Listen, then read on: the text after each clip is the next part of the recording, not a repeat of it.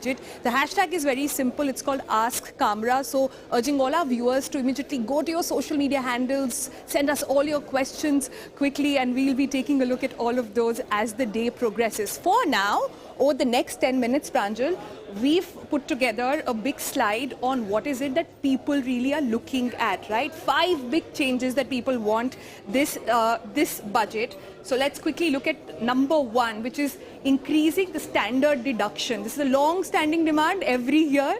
Every year we talk about it as well. One, of course, is going to be in the deduction allowed in the gross sort of salary income as well. Of course, it lowers the tax burden. We know about that. Salaried employees, we know 50,000 is allowed. But what exactly is the expectation this time? See, I think this expectation is really justified for one reason, that if you're a self-employed professional or a businessman, any tools that you use, you actually get GST rebate on it and income tax benefit through depreciation on it. So if I use my mobile phone to actually record videos, it's my business tool and I get GST rebate and also depreciation on my phone. I don't know if you add that up, my phone to me is actually 50% cheaper. No such deductions are actually available to a salaried individual. Whereas a phone, if he or she buys on his own, is actually a tool through which he or she performs her job duties. So I think instead of providing separate brackets and deductions for each category, what the government has done for simplicity is they assume that a certain amount of your expenses are for your job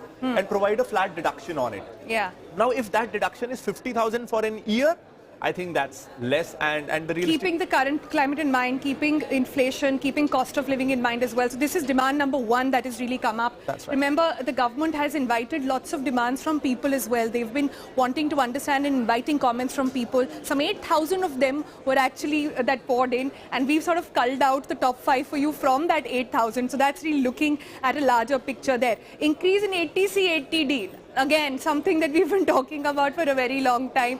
Here, what do you think is going to be like one key thing that the government can look at? This is something that I have been listening to since I am tracking budget. So last a decade or so. But yeah, I mean, the expectation is that this could be increased by 50,000 to 1 lakh.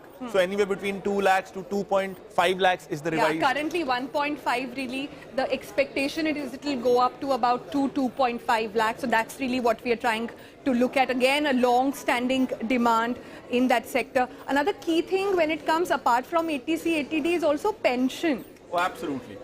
This is something that I hope the government becomes more sensitive. Someone who has no active source of earning and is dependent actually on pensions, to be able to, to have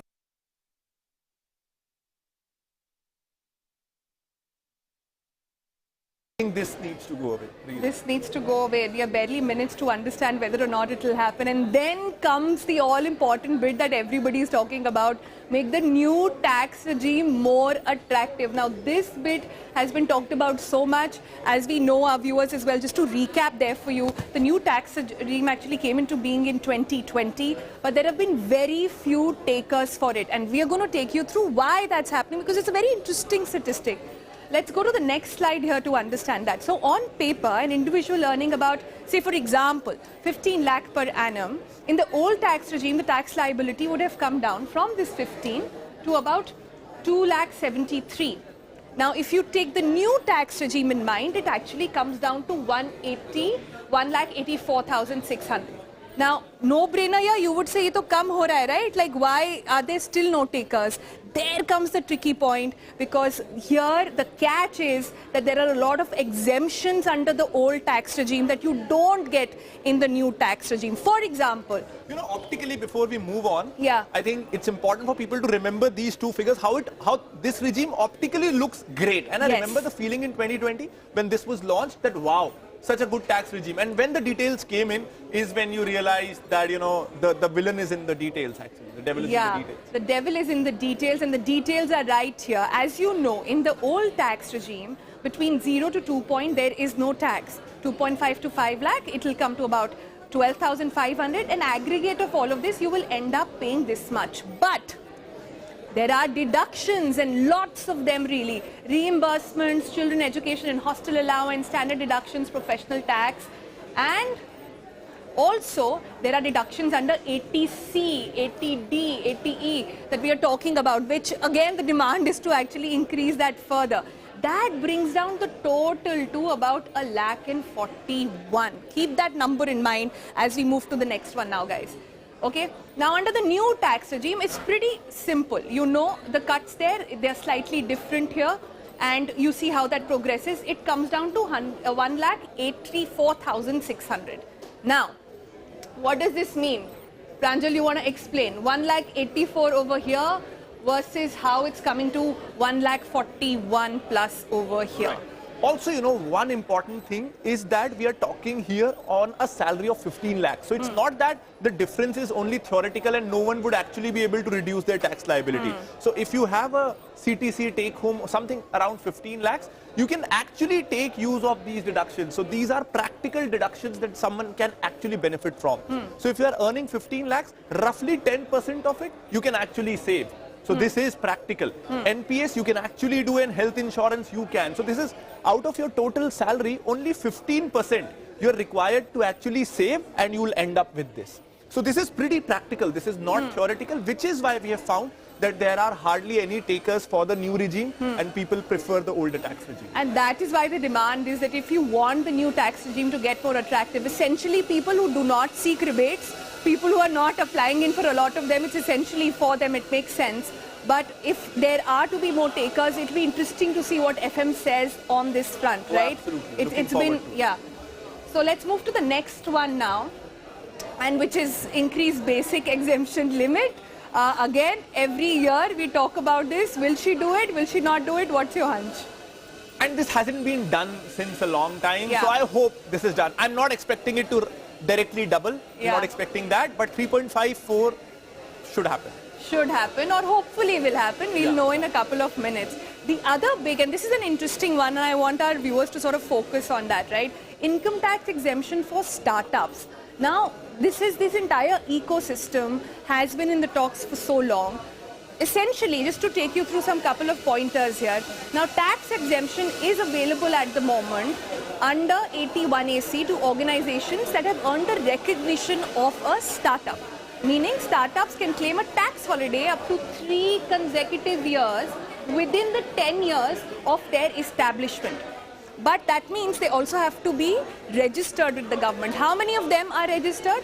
The department has currently registered and recognized some 80,000 plus startups. So you'll say, great, right? We should be looking at more of this. Wait, there's a catch right here, because out of these 80,000, only 61,400 are registered on the whole. That means, and out of these 61,400, only 400 have IMB certificates, and that makes them an IMB. Lot of numbers, lot of certifications required, but this is the key, because this certification makes you eligible for the tax. This is on how many now, Pranjal? And again, we saw that the starting figure is 80,000 and startups actually eligible are 400. So we are down to 0.5% of startups who can actually get it. You know, the problem is not that you need an additional certification. The problem is that this is very vague. So it's like it tells you to explain your business model, your projections. So it's theoretical. It's like an open-ended answer. If you change the requirement to some sort of fixed requirement, say you need to show 20% growth, you need to employ these many employees, your turnover should be this, a fixed parameter, and you know, there will be no vagueness and there will be no waste of efforts, because for these 400 startups to actually get that certification, I'm sure 40,000 startups have tried. So 39,600 startups' efforts have gone down the drain. They wouldn't have tried if they were not eligible. This is coming from a personal Very space. personal, very personal. And this is what a lot of the entire startup ecosystem is also looking at. This is what the ecosystem feels. All right, so that's pretty much what we're expecting to get from the budget, or the Janta is basically expecting to get from the budget. I'm going to toss it back to Mahalakshmi to take you through what's happening latest in the markets. Thank you so much, Sonal. We'll take a short break, and after we come back, a quick market check.